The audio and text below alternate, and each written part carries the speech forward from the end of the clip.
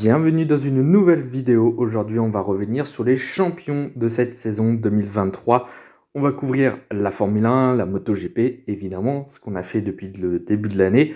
Mais aussi, on va parler des champions de WRC, de Wake, d'IndyCar, de Formule électrique, du Dakar et de la NASCAR. Avant tout ça, n'oubliez pas de liker, partager, commenter et surtout vous abonner à la chaîne, c'est très important. On arrive à la fin de l'année. Et on approche aussi des 600 abonnés. Ce serait super d'atteindre cette barre avant le début de l'année 2024. Bref, nous, on est parti pour la vidéo. Et on démarre avec le champion du monde de Formule 1 cette saison. Pour la troisième fois d'affilée, c'est Max Verstappen qui a fait une saison exceptionnelle. On a pu en reparler déjà lundi. Il a remporté 19 des 22 courses. Il a été incroyable, il a détruit tout le monde. Les trois seules courses que Max Verstappen n'a pas remportées cette année, c'est l'Arabie Saoudite où il termine deuxième et il doit partir de plus loin parce que il a un problème mécanique en qualification. Il termine deuxième derrière Sergio Pérez, son coéquipier. Il y a l'Azerbaïdjan deux courses après où il termine à nouveau deuxième et le Grand Prix de Singapour où les réglages étaient vraiment pas du tout bons sur la Red Bull où il termine cinquième. Mais sinon, il a tout gagné. Il a battu un paquet de records. Je crois qu'il y a même un record de 1952 qui est tombé. Enfin, c'est complètement fou. Voilà, il était imbattable cette saison. Il y a une petite bataille pour le championnat avec Sergio Pérez sur les 4 premières courses. Mais à partir de Miami, ça y est, il était parti. Et puis on l'a jamais revu. À lui tout seul, il aurait pu devenir champion des constructeurs devant Mercedes. C'est pour vous dire. Bref, une saison extraordinaire. Après, on en a parlé beaucoup de fois cette saison, donc je ne vais pas aller plus loin dans cette vidéo. En tout cas, un troisième titre de champion du monde pour Max Verstappen, en attendant peut-être le quatrième en 2024. Il y a des chances. En MotoGP, cette saison, on a pu couvrir toute la saison, contrairement aux autres années où j'ai pas forcément couvert beaucoup la MotoGP. Cette année, on y allait à fond. Donc vous le savez très bien, le champion du monde cette saison, c'est Francesco Bagnaia qui a remporté son deuxième titre dans la catégorie Rennes après celui de l'année dernière. Voilà, un deuxième titre avec cette Ducati, c'est le troisième pour la marque italienne chez les pilotes, avec évidemment Casey Stoner en 2007. En première partie de saison, on ne voyait pas du tout qui allait battre Francesco Bagnaia. À un moment donné dans l'année, il avait vraiment une avance incroyable. Bon voilà, à la mi-saison, on pensait que c'était déjà plié. Bagnaia, il est tout de suite champion du monde. Même si en début d'année, il y avait eu des erreurs. Les démons de l'année dernière sont revenus, notamment avec une chute en Argentine, une chute aux Amériques. Voilà, des chutes où il était dans les premières positions, notamment en Amérique où il était premier tout simplement. Voilà, des chutes assez bêtes quand même. Et puis au final, en deuxième partie de saison, il y a eu sa chute en Catalogne lors du premier départ où il se fait rouler sur la jambe. Alors, il a beaucoup de chance parce qu'il revient le week-end suivant à Saint-Marin. C'était pas gagné d'avance. Bon, au final, il n'a même pas été blessé. C'est vraiment un miracle. Mais du coup, il n'a pas participé au deuxième départ et du coup, il n'a pas pris part à ce Grand Prix de Catalogne. Et c'est à ce moment-là, pile poil, où Rolleray Martin, lui, a fait sa remontée. La deuxième partie de saison avait vraiment été impressionnante entre ces deux-là. Rolleray Martin est revenu dans les talons de Francesco Bagnaia en fin de saison. Il a même pris la tête du championnat après la course sprint en Indonésie. Sauf que le dimanche, les rôles se sont inversés. Martin a chuté. Bagnaia est allé gagner cette course assez miraculeusement parce qu'il n'avait pas forcément le rythme sur ce week-end-là. Et puis ensuite, il a géré, il a été régulier, il est monté sur tous les podiums de la fin de saison. Je crois qu'il est à 7 podiums sur les 7 dernières courses. Voilà, il a brillé par sa régularité, ce qui n'a pas été le cas de Rolleray Martin qui a fait quelques erreurs en fin de saison. Et au final, Bagnaia a construit son titre mondial sur la régularité, ce qui n'était pas le cas l'année dernière, ni même l'année d'avant. C'était la régularité qui manquait à Francesco Bagnaia. Il remportait beaucoup de courses, mais à côté il chutait beaucoup. Là, cette année, il n'a pas remporté beaucoup de courses. Je parle en deuxième partie de saison, mais en même temps, il n'a pas beaucoup chuté. Donc ça, c'est très très bon. En tout cas, deuxième titre de Francesco Bagnaia, il est totalement mérité. Après, il faut le dire aussi, Ducati n'a pas facilité la vie à Rolleray Martin. Il faut dire que les rouges étaient pour Bagnaia, pilote officiel, pilote d'usine. C'était la Ducati rouge qui devait gagner et pas la violette, la Ducati Pramac, le team d'usine tout simplement. Donc bon, les dirigeants Ducati étaient plus pour Bagnaia que pour Martin. Mais bon, je pense pas que ça a eu un impact sur la saison. Il y en a qui disent qu'au Qatar, il s'est passé des trucs avec les pneus. Bon, moi, j'ai pas envie de rentrer dans ce débat-là. En tout cas, Bagnaia a fait une superbe saison cette année. Attention tout de même à 2024, où là, il va y avoir vraiment de la bataille. Il va y avoir Martin, il va y avoir Bezzecchi certainement qui va se rapprocher un petit peu plus de la lutte au titre. Il faudra surveiller aussi Bastianini, qui a fait une saison 2023 catastrophique. Mais vu sa saison 2022, j'ai envie d'espérer que le pilote italien sera de retour dans la lutte au titre. Il y aura aussi Marc Marquez, évidemment, qui aura une Ducati. Il faudra le surveiller de bien près, celui-là. Donc, l'année prochaine, il va y avoir une grosse lutte pour le titre, je pense. Qu'attention, Bagnaia. En championnat du monde d'endurance, le championnat de Wake, c'est l'équipage de la Toyota numéro 8 qui a remporté le titre avec des noms que vous connaissez sûrement si vous regardez la Formule 1 depuis quelques années, enfin depuis une bonne dizaine d'années au moins, avec le trio Sébastien Buemi, Brendan Hartley et le japonais Ryo Hirakawa. C'est ces trois pilotes-là qui ont remporté le titre cette saison. Sébastien Buemi et Brendan Hartley remportent tous les deux leur 4e titre de champion du monde d'endurance de Wake.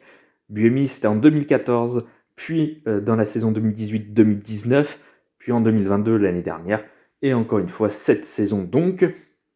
Pour Brendan Hartley, c'était en 2015 et 2017 avec Porsche, et depuis l'année dernière, donc 2022-2023, depuis qu'il a rejoint l'équipage de la Toyota numéro 8, 2 titres de plus. Et du côté de chez Ryo Hirakawa, vu que le trio n'a pas changé, eh bien, il a aussi remporté le titre en 2022, et donc un 2e titre pour le pilote japonais cette saison. Ceci dit, l'équipage de la Toyota numéro 8 a remporté le titre en ne remportant que 2 des 7 courses de cette saison. Oui, ils ont plus brillé sur la régularité, puisque sur 6 des 7 courses, ils sont montés sur le podium, ils ne font pas pire que 2e.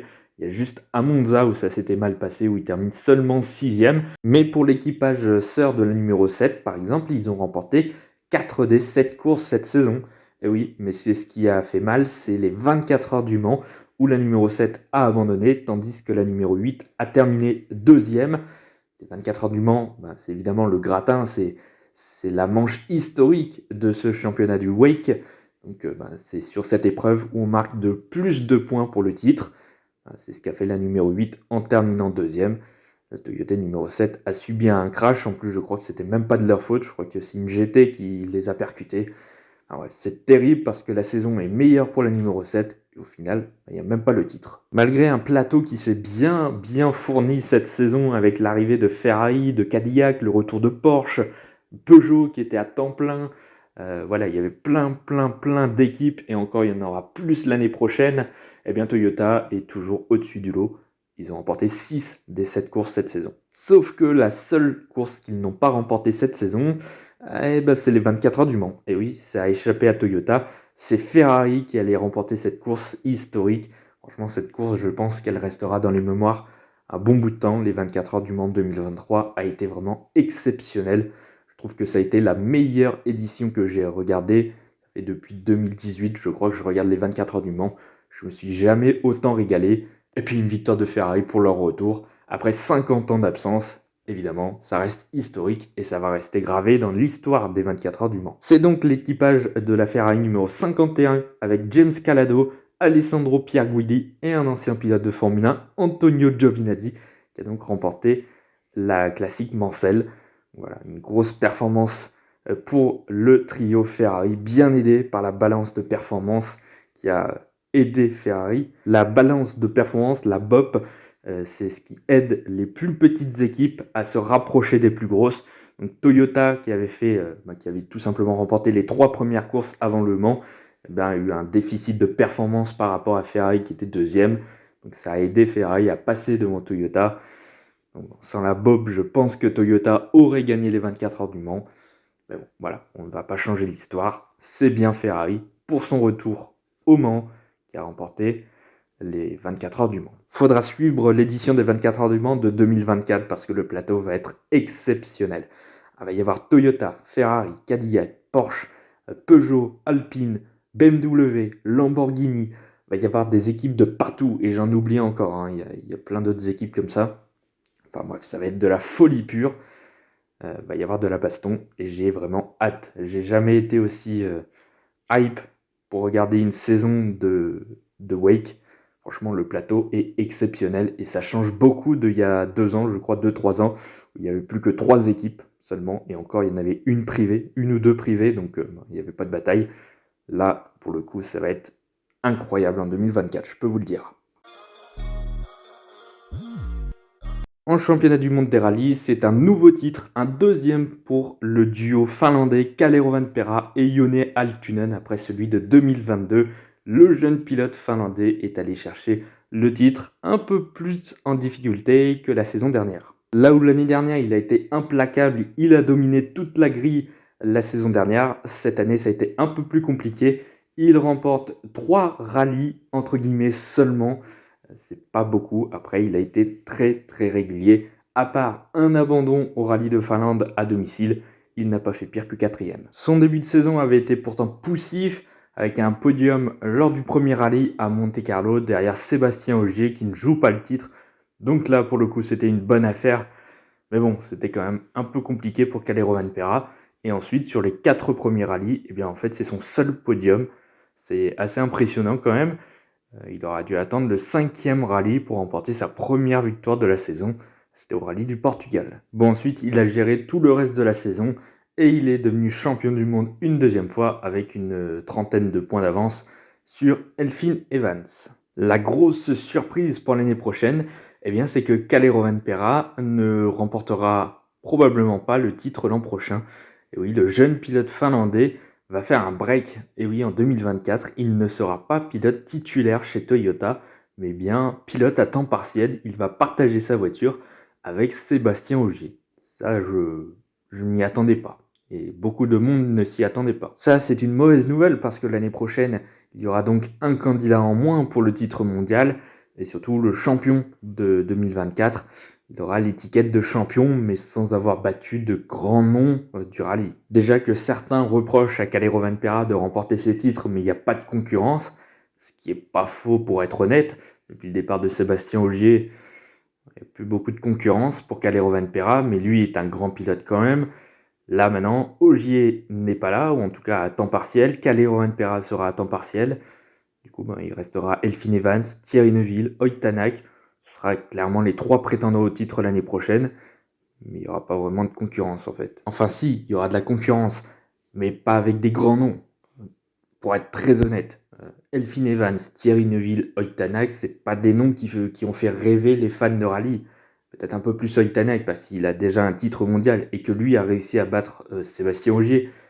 Mais depuis, bon, Ott Tanak, c'est pas le meilleur pilote actuellement. Puis voilà, Evans et Neuville, bon, c'est pas les meilleurs non plus, très honnêtement.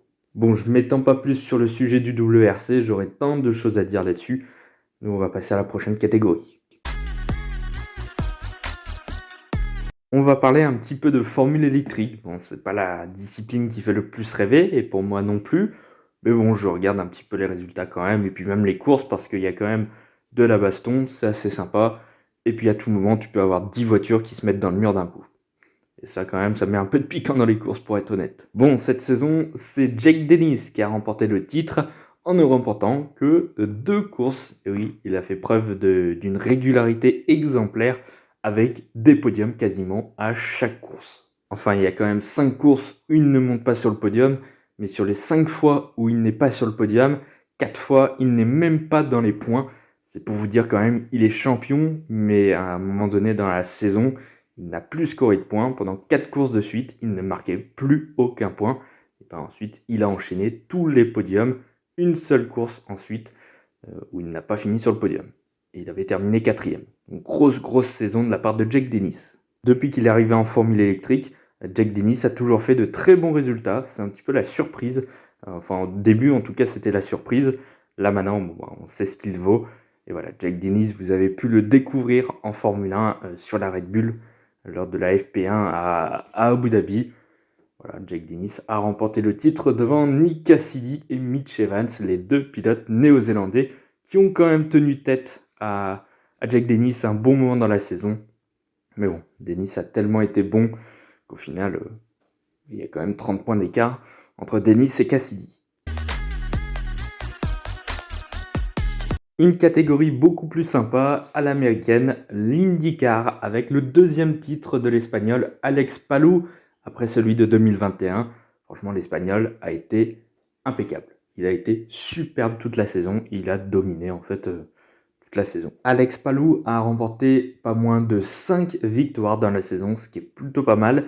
Et surtout, sur l'entièreté de la saison, il ne finit pas en dessous de la 8e place. Ouais, il n'y a aucun résultat en dessous du top 10, aucun résultat, un abandon par exemple. Non, toute la saison, c'est 8e ou mieux. Ça, je trouve ça complètement fou, surtout en IndyCar, où franchement, des fois, il y a des pilotes qui te tournent dessus ou qui te rentrent dedans. Des fois, beaucoup de malchance, des casses mécaniques aussi. Non, là, Alex Palou, il a rien eu. Il a fait des courses parfaites ou quasi parfaites toute la saison. C'est assez dingue. Alex Palou a été champion avec 78 points d'avance sur un certain Scott Dixon, qui n'est pas né de la dernière pluie. Et en plus, cet écart, c'est après les 3 victoires sur les 4 dernières courses de Scott Dixon. Donc, autant vous dire que pendant la saison, l'écart était encore plus grand entre Alex Palou et ses poursuivants. Alex Palou, il nous avait totalement surpris lors de la saison 2021. On ne s'attendait pas du tout à ce qu'il remporte le titre. Là, il nous a à nouveau surpris avec un deuxième titre. Mais là, il a été très très fort tout le long de la saison. Sinon, comme chaque année, il y a eu aussi les 500 miles d'Indianapolis, une course totalement mythique dans l'histoire du sport automobile. Cette année, c'est l'Américain Joseph Newgarden qui a remporté la course dans le tout dernier tour. Après que la course ait été arrêtée avec un drapeau rouge, avec un accident, les organisateurs ne voulaient pas terminer sous drapeau jaune. Du coup, drapeau rouge, et on était parti pour 1 ou 2 tours, je ne sais plus. Et c'est là où Joseph Newgarden a dépassé Marcus Ericsson pour aller chercher la victoire. Bon, je trouve pas ça terrible d'avoir mis le drapeau rouge pour 2 tours. Un petit peu dommage, le show à l'américaine. Mais bon, ça change la donne et surtout pour le coup, ça a changé le vainqueur. Normalement, ça aurait dû être Marcus Ericsson qui aurait dû gagner une deuxième fois de suite les 500 miles d'Indianapolis. Malheureusement, il ne terminera que deuxième et c'est donc le pilote américain qui va remporter cette course. Bon, un petit peu dommage. Après, Joseph Newgarden, c'est quand même un excellent pilote sur les ovales. La preuve, il a remporté 4 des 5 courses qui se sont présentées sur un ovale cette saison. Voilà, sur ce type de circuit, c'est le plus fort. Franchement, il a été très très bon sur ce type de circuit. Après, le reste de sa saison était un peu plus compliqué, où il termine 5e du championnat. En tout début d'année, on a eu le droit au Dakar. D'ailleurs, l'édition 2024 va commencer dans quelques jours seulement, début janvier. L'édition 2023 avait été remportée par le Qatari Nasser Al-Attiyah devant Sébastien Loeb et le Brésilien Lucas Moraes, qui d'ailleurs était une grosse surprise. On n'attendait absolument pas sur le podium ce pilote brésilien. En tout cas, Nasser Al-Attiyah qui a remporté ce Dakar encore une fois avec 1 minute 20 d'avance sur Sébastien Loeb, qui a eu des soucis aussi pendant le Dakar, ce qui n'a pas été le cas d'Al-Attiyah, et qui au final a été plus régulier qu'autre chose, puisqu'il n'a remporté que 3 spéciales sur les 14. C'est assez faible, des fois, voilà, les vainqueurs du Dakar remportent 7, 8, 9 spéciales, des fois. Après, voilà, des fois, ils en remportent moins. Ça a été le cas de Nasser Al-Attiyah. En tout cas, il remporte une nouvelle fois cette édition du Dakar. C'est quand même sa 5e victoire au Dakar, mine de rien, c'est quand même pas mal. Il l'avait remporté en 2011 avec Volkswagen, puis en 2015 avec Mini, et ensuite 3 fois avec Toyota en 2019, 2022, et donc 2023, l'année prochaine. Dans quelques jours, il y aura un nouveau défi parce qu'il a quitté Toyota pour rejoindre le team ProDrive et surtout rejoindre Sébastien Loeb, son grand rival pour la victoire au Dakar. Les deux pilotes qui ont fini premier et deuxième vont être dans la même équipe en 2024. Ça va être très très impressionnant. On aura Al-Attiyah et Loeb dans la même équipe. Ça va être sympa à voir. En tout cas, voilà, il a tout plié en 2023 et il n'y a pas de souci. On savait à peu près au Mirali qu'il allait remporter le Dakar s'il n'y avait pas de problème mécanique. Après, voilà, le Dakar, il peut toujours y se passer quelque chose, même dans les derniers jours, mais pas avec Al-Attiyah. Et enfin, on termine par la NASCAR, une catégorie que je regarde depuis quelques années, mais qui est vraiment pas très populaire en Europe. Et cette année, on a eu un nouveau champion, c'est Ryan Blaney qui a été champion. Il a fait une superbe saison. Il a remporté 3 victoires dans la saison sur 36 courses. Ça paraît assez faible, mais il a été très constant, surtout à la fin, parce que c'est un petit peu comme au foot, hein, à la fin de la saison, il y a les 16e de finale, 8e de finale, quart de finale, demi-finale. Enfin non, après je crois que ça passe directement à la finale, mais bref. Voilà, la dernière course de la saison, ils sont 4 pour jouer le titre. Et voilà, Ryan Blaney a été le meilleur des 4 sur cette dernière course, et donc il remporte le titre, mais il ne l'a pas volé. Franchement, il a été l'un des tout meilleurs pilotes de cette saison. Voilà, c'est la fin de cette vidéo. Merci d'avoir écouté jusque-là. N'oubliez pas de liker, partager, commenter et surtout vous abonner à la chaîne, c'est très important. Nous, on se retrouve normalement dans quelques jours. Oui, il y aura une dernière vidéo ou une avant-dernière vidéo, je sais pas, on va voir si j'ai le temps et surtout si je trouve de l'inspiration pour la dernière vidéo de l'année. Sinon, ce sera dans quelques jours, normalement mardi ou mercredi. Et il y aura peut-être la dernière vidéo de l'année ou sinon ce sera l'avant-dernière. Bref, moi je vous dis à bientôt pour de nouvelles vidéos. À dans quelques jours.